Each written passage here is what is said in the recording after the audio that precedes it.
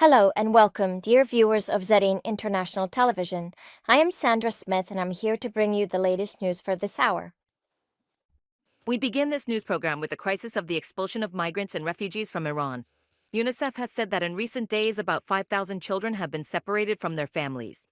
Meanwhile, an international monitoring organization in Islam Kala has described the suffering of those expelled as a catastrophe, stating that they have neither water, nor food, nor shelter. In another directive, contrary to the stance of the Islamic Republic officials, the accusation of Afghans collaborating with Israel was linked, and there were calls for their organization. The International Organization for Migration has also published a report stating that in 1 month, more than 233,000 Afghans have been expelled from Iran. On the other hand, following accusations of espionage against Afghan migrants, the Chief Justice of Yazd City in Iran says that Afghans have had significant cooperation in uncovering Israeli espionage networks. According to Hossein Sakhmasvi, the media have ignored the reality by portraying Afghan citizens as spies, and Mousavi, a former Iranian diplomat, also emphasized this point, saying that Afghans are not aligned with Iran's enemies. On the other hand, in Pakistan, today is the last deadline for the return of Afghan refugees in the country who are in the process of registering for the poor proof of registration. Last year, about 1.4 million Afghans who held these types of cards were granted a 1-year extension of their residency. According to sources from Pakistan's Ministry of Interior and Ministry of Refugees, the residency of holders of these cards is expected to be extended for 3 to 6 months. The United Nations Population Fund has announced that it has allocated $16.6 million to mitigate the effects of drought in Afghanistan. The United Nations has warned that, in addition to other hardships, drought has made it even more difficult for mothers to access water, safe drinking water, and nutritious food. The organization has also warned about the lack of sufficient water and bread, which leads to various complications during pregnancy and childbirth. The Taliban's foreign minister, in a meeting with Malaysia's special envoy, claimed that the group's relations with the international community are expanding. Amir Khan Muttaqi, in this meeting, called for the expansion of political, economic, and cultural cooperation with Southeast Asian countries. According to the group's statement, Dato' Ahmad Azam's trip to Afghanistan was carried out under the special directive of Malaysia's Prime Minister. Local Taliban officials in Helmand say they have prevented the smuggling of 12 tons of illegal drugs from Pakistan into Afghanistan.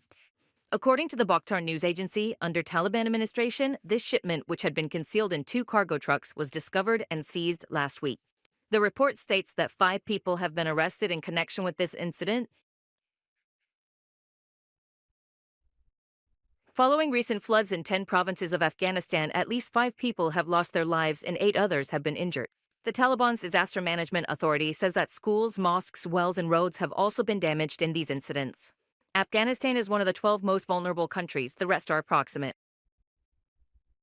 Ahmadullah S., the leader of the Taliban police command in Logar, says that the injured have been taken care of in the province. Thank God. In the meantime, the team's personnel were arriving in Saha. The international was also present in Saha. At night, those stranded by the flood were transferred to safe places.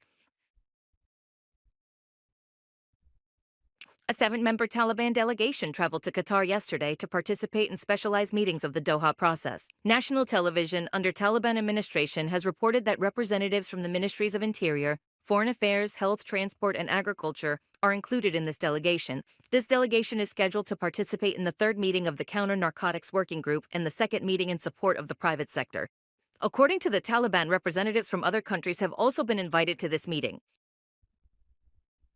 Benjamin Netanyahu, the Prime Minister of Israel, announced that the 12-day war with Iran has provided an opportunity to rescue hostages from Hamas captivity. On Sunday, during a visit to the security facilities of Israel's Internal Intelligence Agency, he emphasized the destruction of Hamas and stated that his current priority is the release of hostages from Hamas captivity.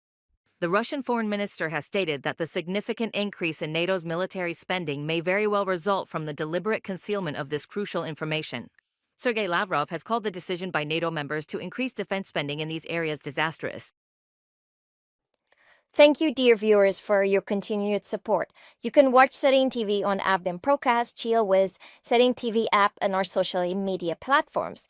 Until next time, may you be held in the peace and mercy of the divine. Take care, and may blessings always follow your path.